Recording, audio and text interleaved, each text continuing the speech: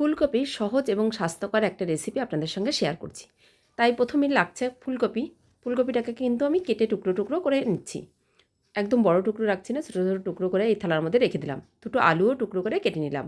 একটা টমেটোকেও কেটে নিলাম। প্রথমে আমি কাটাগুলো একসঙ্গে করে নিয়ে তারপরে রান্নাটা শুরু করব। প্রথমে একটা কড়াই বসিয়ে দিয়ে অল্প পরিমাণে জল দিলাম। তাতে আমি হাফ বাটি মতন সয়াবিন ভালো করে সেদ্ধ করে জল ঝরিয়ে এই তেলের মধ্যে লবণ হলুদ দিয়ে ভেজে নিলাম। ভেজে নামিয়ে রেখে ওই কড়ার মধ্যে তেল দিয়ে তারপরে ফোড়নে দিয়ে দিলাম জিরে, তেজপাতা আর আলুটাকে প্রথমে ভেজে নিলাম ফোড়নের সঙ্গে। তারপরে ফুলকপিটাকেও দিয়ে দিলাম, যে ফুলকপিটা আগেই কেটে পরিষ্কার করে রেখেছিলাম। তার মধ্যে লবণ হলুদ দিয়ে আরও কিছুক্ষণ নাড়াচাড়া করে নিলাম। তারপর কাঁচা লঙ্কা টমেটোও দিয়ে দিলাম। তারপরে বেশ কিছুক্ষণ সময় ধরে ফুলকপি আর আলুটাকে ভেজে নিয়ে সয়াবিনটাকে দিয়ে আর অল্প পরিমাণে জল দিয়ে এটাকে ভালোভাবে রান্না করে নিলাম। আর নামানোর আগে 1 চামচ মতন ভাজা গুঁড়ো মশলা দিয়ে দিলাম আর অল্প পরিমাণে ধনেপাতা কুচি। তারপরে নামিয়ে নিলাম। গরম গরম ভাত রুটির সঙ্গে